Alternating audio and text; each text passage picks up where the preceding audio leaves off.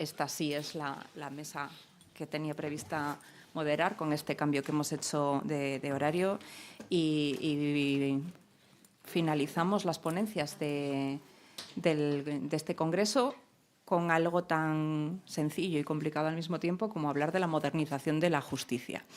Y para ello tenemos pues, también a 3 figuras muy conocidas. Vamos a hacer una brevísima presentación. Joaquín Delgado, magistrado de la Audiencia Nacional.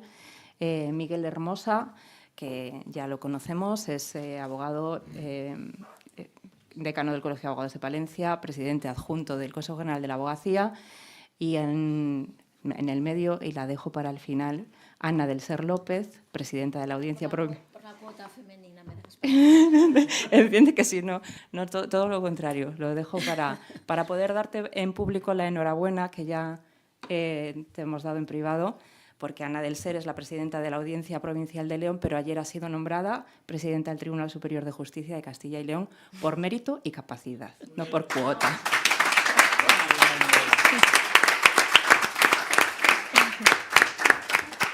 Muchas gracias. Dicho esto, vamos a comenzar. Nosotros teníamos preparado una serie de preguntas para comenzar.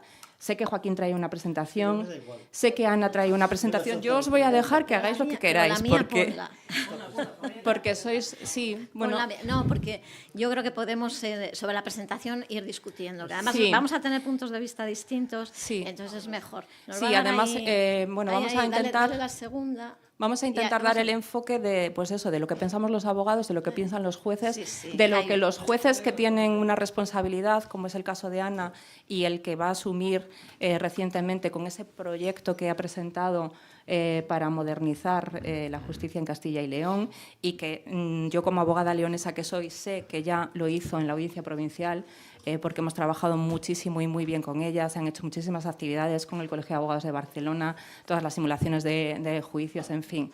Bueno, es de justicia y por mérito y capacidad, como ya he dicho. Y bueno, yo quería empezar esta mesa preguntándoles cuál es el punto de inflexión para ellos sobre la modernización de la justicia. ¿En qué momento se empezó a digitalizar? ¿Qué hitos tenemos? Que para un abogado, Miguel, el expediente digital, el SNET, Miguel se ha recorrido todos los colegios de abogados de España ayudando a que los abogados que no tienen tantas herramientas digitales, que son el 90%, el 99%, aprendiesen a manejar el SNET, cómo ayudarles, siempre ha estado disponible, siempre ha estado ahí. Desde luego, para la abogacía ha sido pues, un poco el momento clave, ¿no? El comienzo del SNET y del expediente digital. ¿Qué nos decís? ¿Qué opinamos de esto? Yo no sé si poner aquí, empezar y ya os doy paso. Sí, ¿Cuál es el momento de inflexión?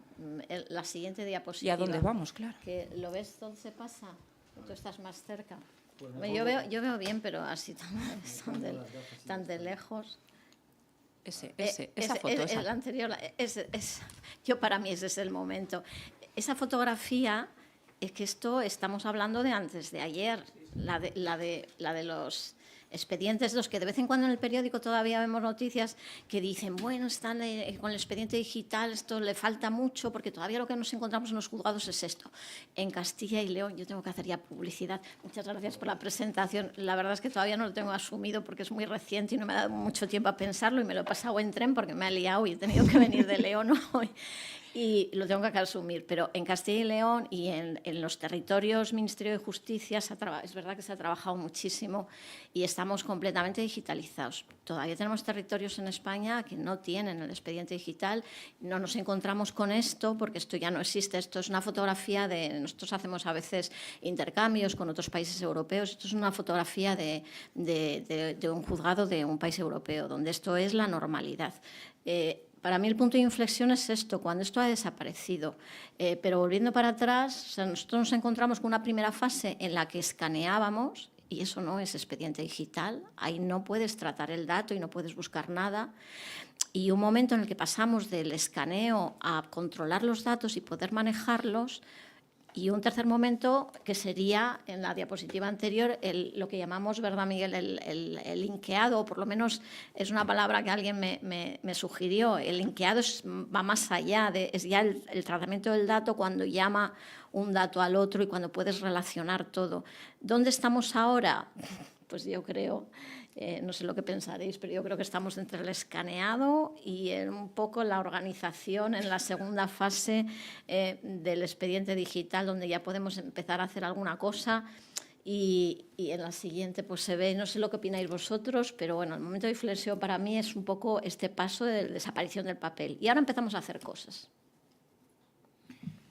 El momento de inflexión para la abogacía, y buenas tardes a todos, fue el momento de la implantación de una plataforma de comunicación segura, como venía siendo LexNet, que a algunos de los compañeros les parecía una situación estrambótica y que no sabían perfectamente cómo manejar. Y ese fue el gran paso que se dio. Y yo creo que fue en el que todo el mundo tuvo un acercamiento a algo que evidentemente lo veía normal dentro de la vida real, el mandar un email, el mandar una comunicación electrónica, pero que no lo teníamos asumido en el ámbito de la justicia. Y el segundo gran paso que se ha podido dar en el ámbito de justicia vino determinado por la triste pandemia COVID-19, en la que también todo el mundo nos empezamos a plantear la posibilidad de, entre comillas, trabajar en remoto y de realizar comparecencias vía electrónica y a través de videoconferencia, y a través de ella pues han venido el resto de implementaciones que estaban dando. Y en tercer lugar, otro elemento fundamental, la conciencia que tiene la abogacía, y en este caso cualquier operador jurídico, del cambio de paradigma en las comunicaciones de las personas y cuando te das cuenta que a partir de ahora pues, es más fácil tener un robo a través de un mecanismo de ciberdelito que levantarte la cartera, porque probablemente te levantan la cartera y no te van a levantar nada, porque casi no llevamos efectivo. O cuando nos damos cuenta en el que te hacen un registro domiciliario y quizá donde tienes más cosas sean en un dispositivo electrónico y en un móvil, que puede decir mucho más de ti de lo que saben en tu propia casa. Entonces, a partir de ahí es cuando nos empezamos a plantear un montón de cosas desde la abogacía, ¿no? Y nos empezamos a plantear, pues, la justicia tiene que dar respuesta a esto. La justicia no puede ir de una forma, a una velocidad distinta de la vida real y de las comunicaciones reales. Nadie estaría pensando ahora mismo el mandar a nuestros clientes las comunicaciones que tenemos con ellos con un sobre y un sellito, sino lo estamos mandando con email. ¿Y por qué estamos comunicándonos de forma segura con la Administración de Justicia de otra forma? Y el último paso es el acceso al expediente electrónico, es decir, el que verdaderamente los profesionales del derecho y, ojo, también la ciudadanía tengan acceso a algo que es suyo, que es el expediente en el que confían en un órgano judicial para que resuelva sus controversias, y que es tan reciente como que todavía estamos cocinándolo, es decir, porque no funciona como debería funcionar, pero sí que es verdad que yo siempre digo, prefiero que empecemos con algo y que haya algo y que lo vayamos mejorando. Pero claro, por eso primero nosotros tenemos que tener expediente digital completo, que no lo tenemos en todo el territorio, y después el acceso, que ya lo habéis conseguido, y ahora donde lo tenemos que mejorar. Y entonces son las herramientas que estamos pidiendo, y nosotros, como el interlocutor es el Ministerio de Justicia, pues ahí estamos peleándolo para conseguir. Joaquín, danos tu punto de vista. Tiene el micro, eso. Bueno, buenas tardes. Encantado de estar en Foro ENATIC por primera vez, que no había venido nunca, y es una... En serio, no había venido nunca, pero estoy encantadísimo de estar en este foro. Puntos de inflexión. A ver, la mesa se llama Modernización de la Justicia. Y yo le dije, hombre, podrías haber elegido un término más innovación, porque yo que soy ya muy viejo, yo estuve en el back office de la redacción de un plan de modernización de justicia del Consejo del año 2004, 2003, y ya hablábamos de estas cosas. Se llamaba Plan de Modernización de la Justicia. Bueno, pero se siguen llamando nuevas tecnologías. Bueno, entonces, por eso digo, son tecnologías absolutamente cotidianas, las nuevas. Bueno, pero contestando a tu pregunta, a ver, yo creo que ha habido varios puntos de inflexión. Si nos vamos para atrás, ha habido varios puntos de inflexión. El primero fue la utilización de la informática, básicamente la utilización de la informática. Yo todavía, a los chavalillos, alumnos míos, algunos de... ¿verdad? Yo todavía en mi juzgado, cuando tomé posesión, había máquinas ni siquiera eléctricas, que se ponían 3 calcos para sacarlo bien. quitando esas historias del abuelo Cebolleta, el primer gran punto de inflexión, la informatización. Segundo gran punto de inflexión fue los sistemas de gestión procesal, que eso fue un gran punto de inflexión. Tercer gran punto de inflexión fue la interoperabilidad de esos sistemas de gestión procesal, que fueran capaces de interoperar entre ellos y de interoperar con otros agentes, con policía, con abogados, con registros. Y ahí es el punto donde tú ya te has situado. En esa interoperabilidad, pensamos en LexNet, pero no podemos olvidar punto neutro judicial para temas de ejecución, que fue muy novedoso. No podemos olvidar el SIRAG, no podemos olvidar distintas plataformas que ofrecían servicios a la justicia. Y todo esto, porque nos lleva al tercer gran punto de inflexión, que es en el que estamos todavía, como decías tú, es el expediente judicial electrónico. Ese es el tercer gran punto de inflexión. Ahora tenemos que conseguir la implantación en todo el Estado. No voy a insistir en esa palabra. Y la interoperabilidad que ponemos ahí, que efectivamente nuestros sistemas de gestión no se hablan. Hay las distintas comunidades que tienen la competencia transferida y que han implantado sus propios sistemas de gestión, en ocasiones no se comunican con los del Ministerio de Justicia. Y ese es el gran reto, no lo hemos conseguido todavía, es increíble, pero ahí estamos. Lo que tú decías de interoperabilidad entre nosotros, ya no hablamos de con otros actores, entre nosotros no nos comunicamos. A veces es más sencillo hacer una videoconferencia con Francia que hacerla con otro territorio español, de verdad. Sí, pero yo pido en esa interoperabilidad, yo no necesito compartir los datos y saber todo lo que están haciendo el resto de juzgados de España, que parece que es lo que yo me conformo con, que me permitan hacer bien los sistemas de presencia telemática, que se llama en la ley, que tiene una cosa de misterio.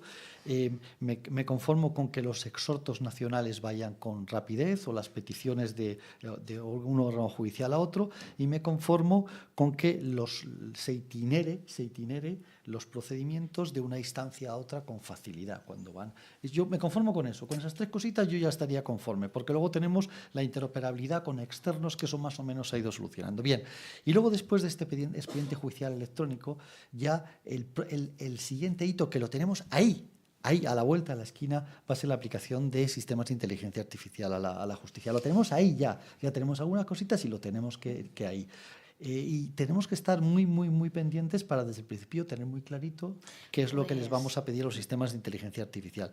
Entonces, uniendo el tercero con el cuarto, expediente judicial electrónico con inteligencia artificial, necesitamos que haya una implantación completa y adecuada del expediente judicial electrónico para poder dar el salto a la inteligencia artificial. Y esa aplicación adecuada lleva consigo una aplicación real y efectiva del principio de orientación al dato. Una vez lo consigamos eso, podremos empezar a funcionar con otras cosas. Yo por eso no te hablo de uno, sino de varios puntos de inflexión. Sí. Yo como abogacía sí que hay una cosa que me preocupa, ¿no? Y me preocupa cuando, sobre todo cuando estamos, ¿verdad?, en el máster de acceso de la universidad, y tienes que explicar a dos palabras, que digo yo palabras, acabado en no, que se vienen utilizando muchísimo ahora, y se habla de la cogobernanza, se queda muy molón, y sobre todo cuando podemos decir que tenemos también un sistema de administración de justicia compleja. Y eso significa que a los operadores jurídicos les tenemos que explicar que, según sean los territorios, tienen que trabajar de una forma u otra y tienen que conocer diferentes sistemas y herramientas. Cuando hablaba Joaquín de los sistemas de gestión procesal, el abogado en sí no tenía conocimiento de lo que había dentro del juzgado y de cómo no funcionaba hasta que a él no le llegó el ser parte de esa base, o meramente o introduciendo datos o recibiendo notificaciones. A partir de ese momento se iluminó. Todos sabíamos que era tremendamente importante tener un punto neutro judicial. Todos queremos que las diligencias de embargo y las órdenes de embargo se realicen de forma inmediata, que las averiguaciones domiciliarias sean de forma inmediata, que Yo todavía he asistido a que los atestados venían al juzgado en un coche de la Guardia Civil, ¿verdad? Yo eso lo he visto, ¿eh? Venían en el coche de la Guardia Civil con el atestado. Ahora mismo ya existe una comunicación, o simplemente con la comunicación con los centros hospitalarios, ¿no? Pero a partir de ese momento nosotros tenemos que luchar por varias cosas. En primer lugar, por parte de la abogacía, que todos tengamos igualdad de condiciones en el ámbito del acceso según sea el sitio donde estemos trabajando en nuestro país y en nuestro Estado. Y hay todavía comunidades autónomas en las que está muy complicado el acceso al expediente judicial electrónico o que incluso se utilizan sistemas diferentes de notificación. Ahora mismo creo que en Cataluña se está desarrollando el sistema Noticat, ¿vale? dentro del territorio de la Comunidad Autónoma de Cataluña. Bueno, tenemos que implementar una gestión única o por lo menos que se entiendan. También resulta curioso que a veces estamos pensando en interoperabilidad y gastarnos una serie de recursos en que las máquinas hablen cuando no hemos pactado antes qué idioma tienen que hablar, que a lo mejor hubiese sido mucho más interesante, ¿vale? Y saber un poco dónde estamos. Y luego también que para ello, también, si habéis visto la última normativa, generamos un comité técnico de la Administración Digital de Justicia, sí, el CTAG. ¿Vale? Me El CTAG. me estáis pisando todas las preguntas, pero Bueno, va muy bien, va Es muy que- bien. es que no va la muy dejes bien. nunca. Sí, ¿qué más da, mujer? Sí, por eso. Sí, ya, Y ahí- además y somos ahí- los últimos. y Ya. ahí lo dejo. ¿Alguno de vosotros os sonaba el CTAG? Sí. Sí. Y luego la segunda pregunta. ¿Cómo conocéis? ¿Conocéis qué se hace en el CTAG? ¿Conocéis su cuenta de X, que ahora se llama X? Comité Técnico Estatal de la Administración Judicial Electrónica, que luego todo el mundo dice, ¿qué significa ¿Qué CTAG? significa CTAG? Y bueno, pues es verdad, ahí participan, ahí pones un órgano de coordinación entre administraciones, porque nos hace falta, porque la competencia la tiene el Ministerio de Justicia y otras administraciones autonómicas que sí que tienen competencia en este tema, además la Fiscalía General del Estado y la abogacía, ¿no? No, la abogacía no está en el CTAG. Y la abogacía no está. Cuando Pero- estaba yo ahí sentado, he preguntado a Gemini desde el móvil, oye, ¿sería importante que la abogacía estuviese en el CTAG, en el Comité Técnico de la Administración de Justicia? ¿Y qué te ha dicho? Y me ha dicho, sería fundamental. Y no es porque yo haya hecho antes las preguntas, no, pero me dice, la respuesta es, la pregunta que le hice fue, ¿la participación de la abogacía en el CTAG ¿por qué sería importante la participación de la abogacía en este órgano? Y simplemente me dice, sería fundamental la participación de la abogacía por gran importancia por varias razones. Y dice 3 cosas. Conocimiento práctico del sistema y de la justicia en nuestro país. Representación de los derechos de los ciudadanos. Contribución a la eficiencia y a la calidad de la justicia y garantía de la interoperabilidad y seguridad y adaptación a las necesidades de los profesionales. Bueno, pues a lo mejor en un momento tendríamos que determinar que en ese espacio de cogobernanza un órgano y una profesión transversal, que también es otra palabra muy típica, sería la abogacía, porque la abogacía tiene presencia en todas las administraciones con competencias en el ámbito de justicia. Bueno, esto es una norma. ¿Pero quién dice que no? ¿Y por qué? La norma. Ahora pasaríamos a esa parte importante que siempre decimos, el legislador. A ver, yo que participé en el back office de esa norma. Cuéntanos, Joaquín, ¿por qué no a ver, estamos? eso fue ¿Por una. qué no estamos en el a CTAG? ver, yo estaba en el Consejo del Poder Judicial dirigiendo el Departamento de Modernización y tuvimos que informar. Y entonces, cuando hacíamos nuestros planteamientos, decíamos, bueno, pero vamos a ver, el CTAG es un mero órgano de colaboración administrativa. ¿Cómo va a asumir, cómo va a realizar su función, las funciones que le atribuían de control, de auditoría? Es muy difícil que lo haga. Y reflexionábamos, bueno, pues a lo mejor tendría que ser alguien que tuviera algún tipo de presupuesto, que tuviera personalidad jurídica, que, claro, y se ha quedado en un mero órgano de coordinación administrativa. En ese mero órgano de coordinación administrativa, como tal, no existe ningún inconveniente en que esté el Consejo General de la Abogacía. Ningún inconveniente de ningún tipo. Entonces, simplemente se trata de reformar un Real Decreto que lo regula para hacerlo. Ahora, ¿Qué? bueno, se dedican a coordinar para que los sistemas se Sí, hablen pero- y sean compatibles y no lo consiguen. O Pero sea, es que que- la abogacía puede participar ahí a ver si entre todos No, pero se consigue, pero no lo hemos conseguido todavía. Y es lo único que hacen, están ahí porque cada uno trabaja en su ámbito y entonces se intenta seguirla en la misma línea y no se consigue.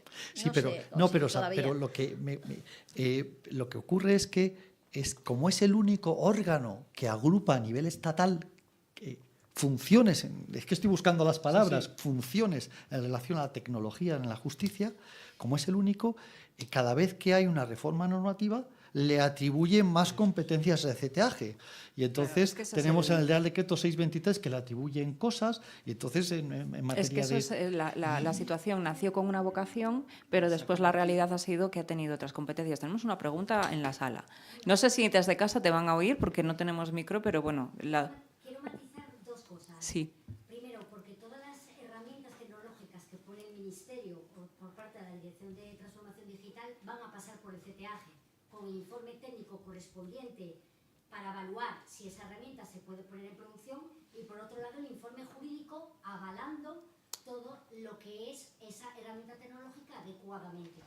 Otra cuestión importante, que estamos con la modificación ahora de la ley de 1 de 2025. Sí, la deficiencia. Nosotros, desde el punto de vista tecnológico, estamos pensando cómo se va a hacer esa adecuación tecnológica en todo lo que hay en el desarrollo. Entonces el CTAG ahí es fundamental. Es verdad que la abogacía y tanto la procura no se encuentran, pero que aparte de ser administrativo dependemos mucho de lo que diga el CTAG para implantar a nivel jurídico y a nivel tecnológico.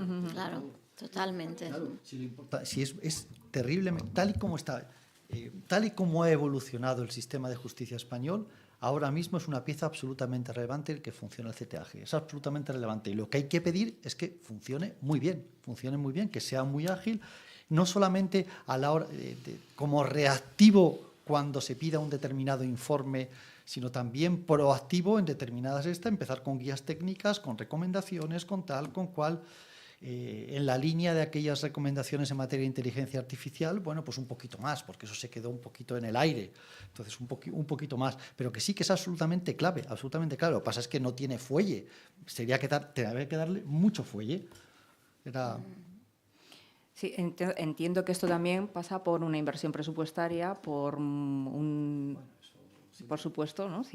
Esto nos da avisos de que vaya a desarrollarse. ¿Tenéis alguna información que podemos aportar a este respecto? Digo, lo que necesitamos. Y lo que necesitamos todos es inversión. Aparte de que necesitamos inversión y dinero, nosotros cuando pedimos herramientas que nos faciliten el trabajo, pues todo eso pasa el desarrollo que puede hacer el Ministerio de Justicia y luego pues la coordinación dentro del CTAG. ¿Qué pedimos nosotros ahora mismo? Nosotros pedimos, los que ya tenemos el expediente digital completo, pedimos poder preguntarle y sacar los datos del expediente, pues como le preguntamos a la inteligencia artificial. Es verdad que en ocasiones hay experimentos que llaman pilotos en cosas que son menos importantes y se invierte el dinero en cosas que suenan muy bien, que salen en la prensa, una experiencia piloto en procesos monitorios de no sé qué, que luego pasan los años y no queda nada, pero bueno, a veces el dinero hay que invertirlo en esas cosas porque suena mejor, o reconocimiento facial de no sé qué, o la web. Pero para nosotros es básico, cuando ya tenemos el expediente digital completo, que pudiéramos preguntarle, entrar dentro y decir, quiero la declaración de fulanito, porque a veces las grabaciones en los juicios penales, por poner un ejemplo, pues tienes que manejarte a ver dónde encuentras lo que estás buscando. Pues dentro de lo que nosotros tenemos de inteligencia artificial, que es la textualización, esa la tenemos ya, sí. No está conseguida del todo, porque las grabaciones se pueden traducir a texto escrito, pero todavía estamos entrenando a los sistemas, no funciona, pero bueno, eso es una herramienta de inteligencia artificial que está implantada. Pero yo como juez, ¿qué quiero? Yo quiero entrar en mi expediente digital y hacer como hago con el ChatGPT y con el otro, que también lo uso a veces. Y entonces quiero preguntarle, quiero decirle, dentro de mis expedientes, ¿he puesto alguna sentencia parecida en esta materia? ¿O he puesto alguna sentencia de Pepe Pérez que me pueda a mí ayudar y que me conteste? Y que esa contestación yo le pueda repreguntar y decirle, bueno, sí, pero dime exactamente qué día o dime exactamente en qué minuto. Bueno, pues en esto estuve yo participando en una experiencia piloto que estaba desarrollando un programa el Ministerio que se llama Delfos. Sí.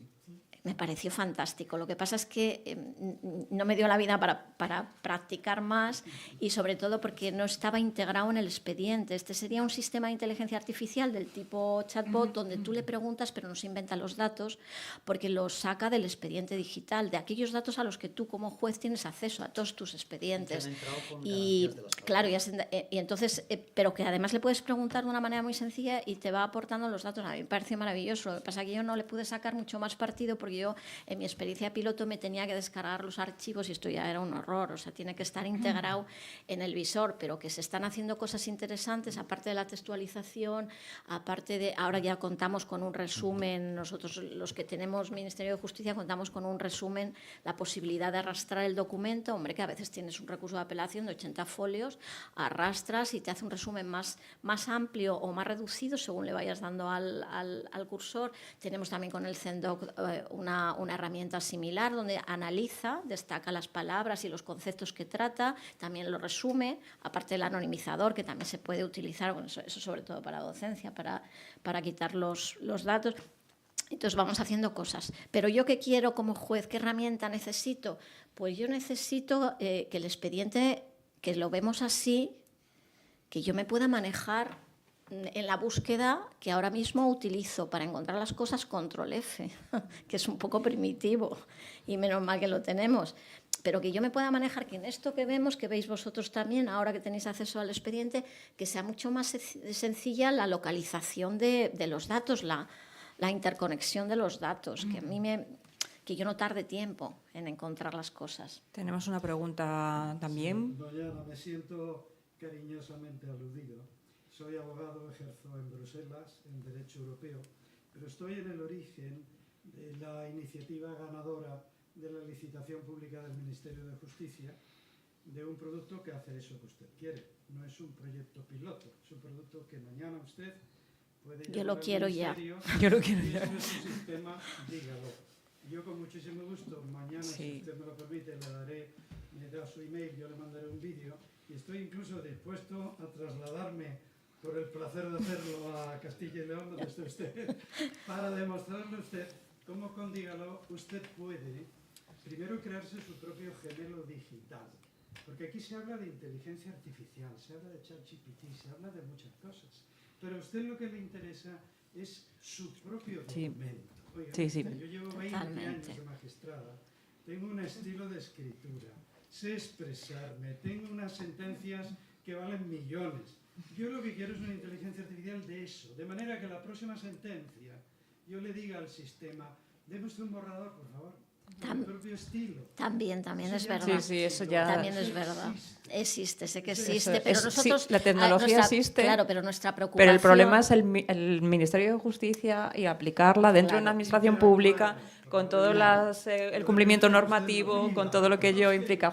Joaquín quería como decirnos algo. Sí, a ver, yo quiero hablar había preparado una exposición sesuda sobre el derecho, lo he llamado el derecho de acceso a la justicia digital, y había dedicado mucho tiempo a prepararlo. No vamos a tener tiempo de verlo, pero sí que es cierto que me gustaría comentar una cosita para introducirlo. Sí, por supuesto. El sistema de justicia es algo más amplio que la resolución de conflictos por jueces y tribunales. Sí, y solamente me gustaría, me gustaría solamente introducir esto para ampliar enfoque, porque la justicia no solamente somos los jueces y tribunales. No, a ver, sí, yo creo que no, pero bueno, es que si nos puede... Sí, está. Sí. Por eso. Es que... Sí, tenemos margen, ¿no? Tenemos como 20 minutos. Sí. No, pero sí da lo mismo. A ver, cuando hablamos... Lo que está claro es que tiene que volver también y que tendremos que... A ver, que la tengo aquí preparada. Está descargada. Lo que pasa es que sí, está descargada aquí, sí. Lo que pasa es que si empiezo, pues me voy a ir muy lejos y está siendo un debate muy atrayente y me gusta el debate. Pero sí que me gustaría que en esta mesa habláramos no solamente de juzgados y tribunales. A ver, cuando hablamos del sistema de acceso a la justicia, creo que tenemos que hablar al menos de 4 cosas.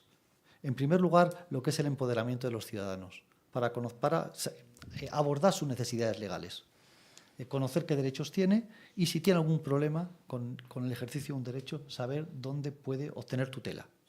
Eso es la primera cuestión. Y ahí la tecnología también la inteligencia artificial tiene mucho que decir. Hablamos de chatbots en algunas ocasiones. Anda, puede ser utilísimo utilizar chatbot para ayudar a los ciudadanos a conocer sus derechos, que además no sería difícil de construir, no sería difícil, ya sea conversacional o textual. Entonces tú lo haces.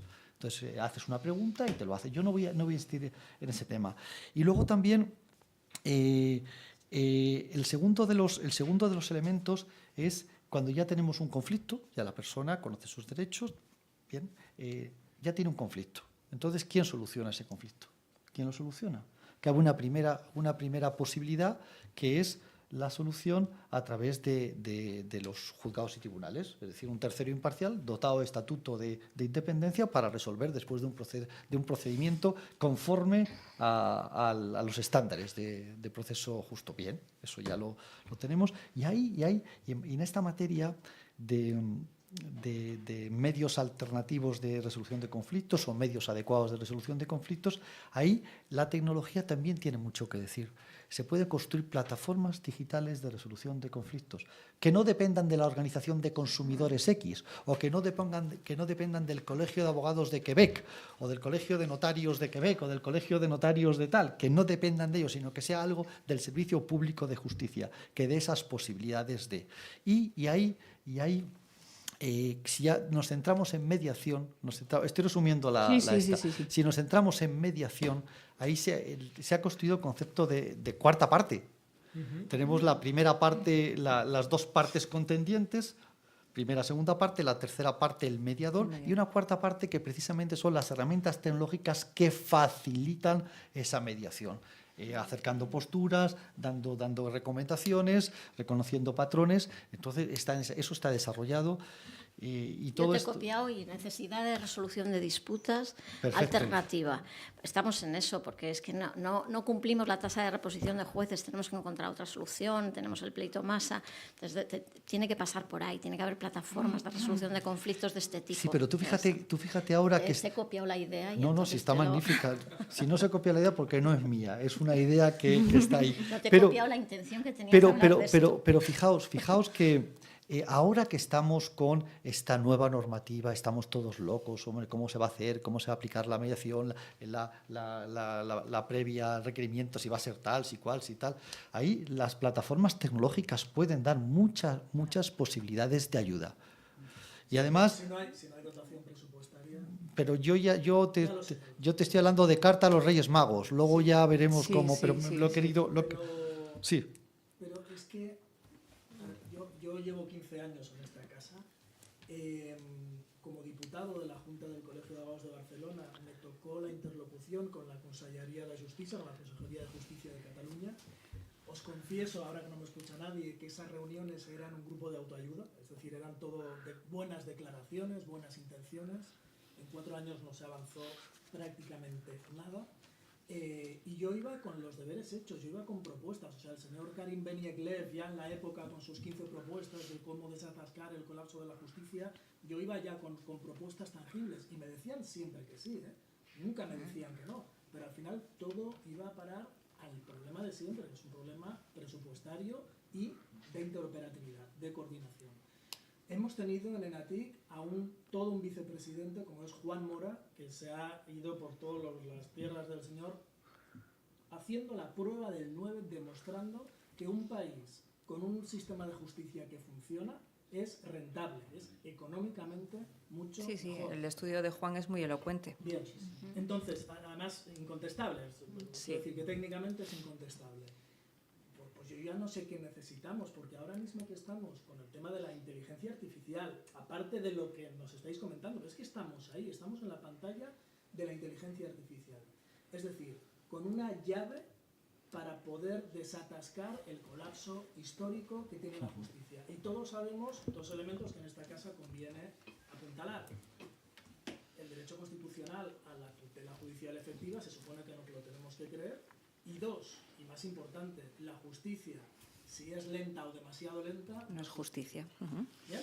Entonces, yo llevo 15 años, os confieso que ya, bueno, pues un poco lo veo desde la trastienda con esto, pero es que no es un tema de que vamos lentos, es un tema de que si la inteligencia artificial va a velocidad del rayo, a velocidad supersónica, o empezamos a introducir con propuestas valientes, disruptivas, oye, ¿queremos solucionar la justicia? Bien, vamos a solucionarla. Lo recomiendo, por cierto, lo he hecho varias veces, una película que me parece de absoluta referencia, que es una película de Simón Casal, de Justicia Artificial. Si no la habéis visto, Eloy, te la súper recomiendo, ¿vale? Porque pone de alguna manera en el escaparate los pros y los contras que hay que atender, pero hay muchos beneficios, y bajo supervisión, evidentemente, de quien corresponda, yo creo que hay que hacerlo. O tenemos este tipo de propuestas valientes para tener algo tangible dentro de un año o un año y medio, o los conflictos jurídicos en entorno digital no van a poder resolverse con jurisdicciones locales o estatales, porque estamos en un tablero de juego global, como muy bien ha comentado Eloy, 50.000 veces, y dos, no lo vamos a poder hacer con una administración de justicia del siglo pasado. Están saliendo muchos datos y falta el principal. Bueno, el principal quizás sea la inversión, que esto ya todo redunda en lo mismo, pero después está la formación, los funcionarios, la preparación, todos los medios. No sé, Miguel, si nos puedes aportar algún dato como representante de la abogacía, con el interlocutor directo con el Ministerio de Justicia, de todas estas cosas que se están hablando. Yo no me quiero olvidar de las comunidades autónomas con las competencias transferidas. Sí, bueno, eso está ¿vale? clarísimo. Que sí que es importante que lo... Pero sí que me gustaría que Joaquín, a nivel de esto, sobre todo, que está generando muchísima expectación en la Ley Orgánica 1/2025, que continuases un poco con la disertación, porque la habíamos hablado antes de los ADR en materia de plataformas seguras. Sí, yo no quería profundizar mucho más ahí porque, a ver, las plataformas... Es que ya no sé para dónde tirar, para un sitio para otro. Donde quieras.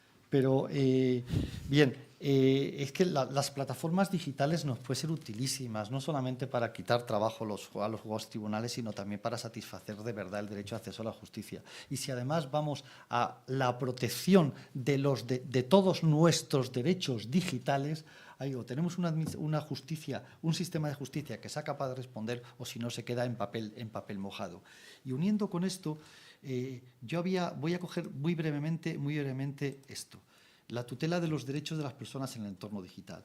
Y ahí lo uno con el 18.1 de la Carta de Derechos Digitales, que está muy ligado a esta casa, donde se habla de la tutela administrativa y judicial. Luego no se desarrolla, porque tampoco daba para más, pero la tutela judicial. Pues bien. Existió mucho Moisés en su momento, sí. De hecho es de su autoría, y quedó pendiente, es decir, hay que hacer un trabajo para desarrollarlo. Sí. Yo en distintos ámbitos he defendido que quizá habría que hacer una Carta de Derechos Digitales ante la justicia o actualizar la Carta de Derechos de los Ciudadanos ante la justicia en el ámbito digital. Algo habría que hacer para atraer a la justicia. Pero bueno, ahora yo no estoy hablando de aplicar, ahora estoy hablando de la relevancia que tiene el sistema de justicia para proteger todos nuestros derechos digitales. Se decía antes que si no está, no sé quién lo comentaba, que si en caso de incumplimiento, si no se defiende, no vale para nada. Bien, entonces yo quería simplemente, en este informe de la Agencia de Derechos Humanos de la... quiero ir tan rápido que nada. Tenemos tiempo. La FRA, la Agencia de los Derechos Fundamentales de la Unión Europea, hizo en el año 2021 este informe sobre inteligencia artificial y derechos fundamentales. Ya me he calmado porque ya no quería eso. Bien, y aquí habla de 3 problemas enormes de la inteligencia artificial en relación a los derechos fundamentales. Vamos a hacer apuestas. El primero es la discriminación. No solamente sesgos, sino también todo el tratamiento discriminatorio a personas con vulnerabilidad, sea personas con discapacidad, sea menores, sea personas mayores, adultos mayores, cualquier persona vulnerable. Bien, el segundo... Se ha hablado antes de compliance, del delegado de protección de datos, pues el segundo es la protección de datos personales, que genera un problema enorme porque el volumen de datos que tiene que utilizar la inteligencia artificial es enorme, porque gran parte de ellos son datos personales. Y el tercero, señoras y señores, el acceso a la justicia. Dentro de todos los derechos fundamentales nos han señalado los 3. Y ahí, cuando habla de acceso a la justicia, se refiere, primero, a la posibilidad de presentar una reclamación frente a decisiones de la inteligencia artificial. Y lo desglosan en 2 partes. Primero, que se pueda impugnar de verdad, Y segundo, para que se pueda impugnar de verdad hace falta conocer los criterios que han utilizado. ¿Cómo se han utilizado? Sí. Hay un artículo en la Ley Orgánica del Derecho a la Defensa que habla del derecho a conocer estas cosas en las plataformas digitales, que yo no acabo de entender a qué se refiere exactamente, pero me gustaría, el artículo 12, algún día profundizar en él para hacerlo. Y cuál es el origen de ese artículo 12. Y luego después, lo segundo, para buscar un resarcimiento. Estoy hablando de... Pero fijaos que fija el acceso a la justicia como principal. Y entonces, yo aquí ya quería llegar aquí, contestando, a ver, es que necesitamos una respuesta ágil del sistema de justicia en los entornos digitales, necesariamente. Y eso va a necesitar un replanteamiento de un montón enorme de cosas. Del concepto de jurisdicción. Si nos vamos a lo local, del propio concepto de competencia, la competencia territorial queda absolutamente relativizada. Por no hablar de la propia construcción del órgano judicial que va a resolver. Yo he visto por ahí proyectos de justicia blockchain, de tal, no quiero, pero eso dentro de pocos años lo tendremos que tener encima de la mesa. Posibles efectos sobre las categorías procesales. La carga de la prueba. En inteligencia artificial, ¿quién tiene la carga de la prueba? El tiempo y lugar de los actos procesales.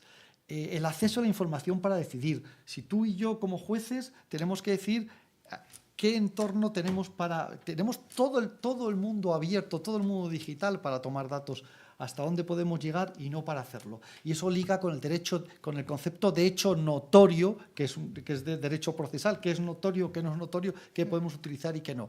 Bueno, estoy introduciendo, pero todo eso tiene que replantearse. Y luego después ya el propio uso de sistemas de inteligencia artificial por nosotros, por los jueces. ¿Debemos ser sustituidos en algún caso? Y si no somos sustituidos... Somos asistidos, no, pero primero he ido a sustituidos. Sí. Y si hay sustituidos, genera unas cosas. Y luego somos asistidos y qué elementos tenía. Pero es que tenía esta presentación todo preguntas para contestar lo que has introducido. Además, yo creo que es una de las cosas que estuvimos, ¿verdad? El otro día sesudamente ahí, dando vueltas durante unas cuantas horas, y también nos estuvimos preguntando, ¿se pueden automatizar muchos procesos? ¿La máquina comete errores? ¿Comete más errores la persona que transcribe un documento? ¿Es importante los datos que metemos de calidad dentro del propio sistema? ¿Los abogados tenemos que conocer qué sistemas se han utilizado como asistencia o como sustitución para la toma de esas resoluciones, para saber cómo se ha obtenido y cuál ha sido esa trazabilidad para la obtención de ese resultado? ¿Podemos impugnarlo? ¿Podemos no?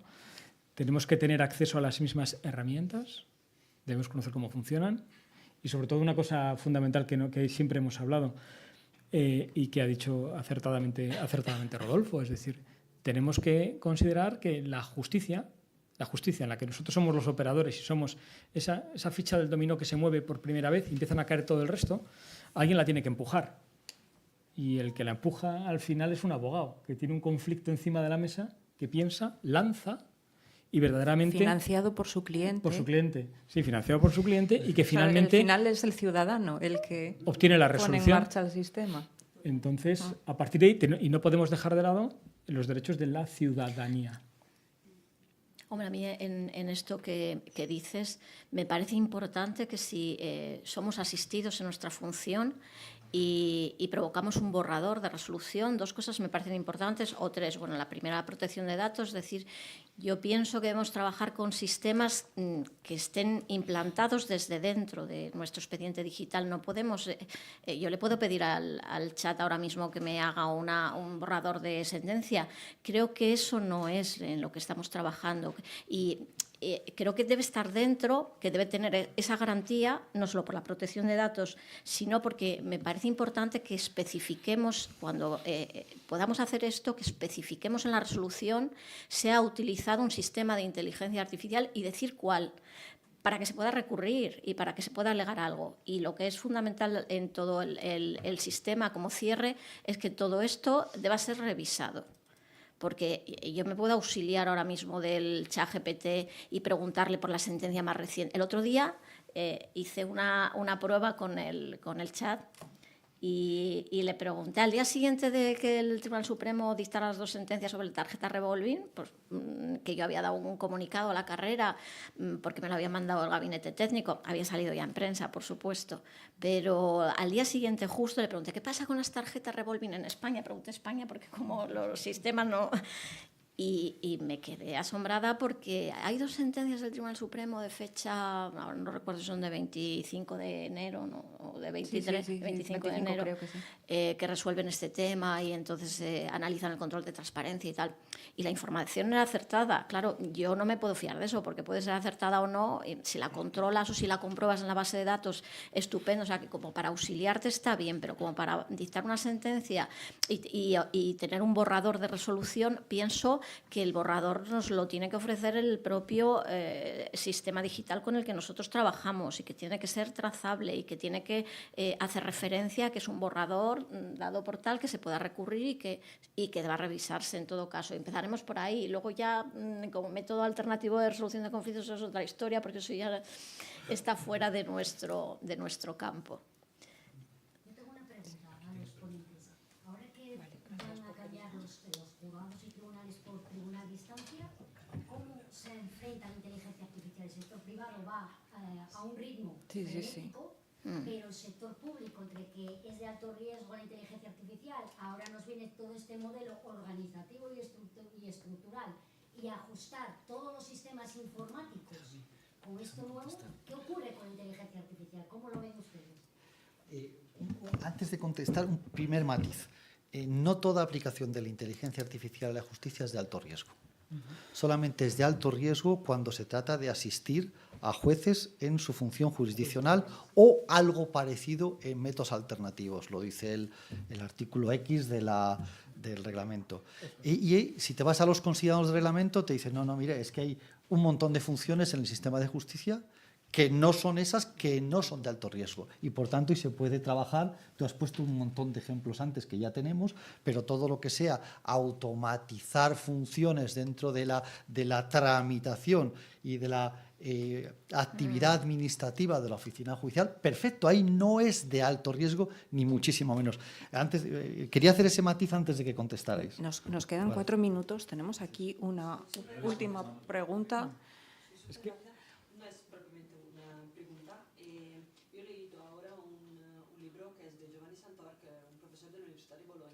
que habla de esto, de cómo se puede sustituir un juez en el tribunal con la inteligencia artificial. Él describe que es imposible sustituir el juez porque el juez tiene la cuenta de todas las características personales del criminal, que son de los atenuantes, en Italia también, aquí creo el mismo. Entonces, la máquina trabaja con un sistema predictivo, pero no tiene una capacidad emocional. Entonces, eso no puede ser una consideración para la libertad de una persona. Y él decía, es del 2024, es solo en italiano, pero él decía que la máquina que no tiene esta capacidad ha hecho 2 errores diferentes en el mismo caso, teniendo en cuenta 2 diferentes características objetivas de los criminales. En un caso pone a la libertad, en el otro no, porque la máquina trabaja con un sistema de predicción automática, no con un sistema de predicción entonces no tiene una real inteligencia, es una estructura de algoritmo. He terminado. Más rápida. Hombre, yo lo tengo clarísimo. O sea, estamos hablando de auxiliar al juez. Y más a mí me pueden ofrecer, penal, claro. Bueno, en el ámbito penal, por supuesto, pero en todos los ámbitos. Tú tienes que valorar las circunstancias y las tiene que valorar un juez. Por eso estoy hablando de que te ofrezcan una resolución, un borrador. Pero es un borrador sobre el que tú trabajas y a lo mejor puede incluirse hasta la jurisprudencia, hasta las sentencias que son aplicables. Si yo con la misma jurisprudencia resuelvo distinto según las circunstancias, la aplicación de esa jurisprudencia es una cosa muy, muy personal, o sea que en ningún caso estamos hablando, es imposible, en mi opinión, sustituir la labor del juez, pero sí auxiliarle, permitirnos que buceemos en toda la jurisprudencia. El CENDOC está haciendo una labor impresionante, tiene desarrolladas un montón de herramientas. Entonces se trata de auxiliarnos, no se trata de sustituirnos, que creo que es imposible.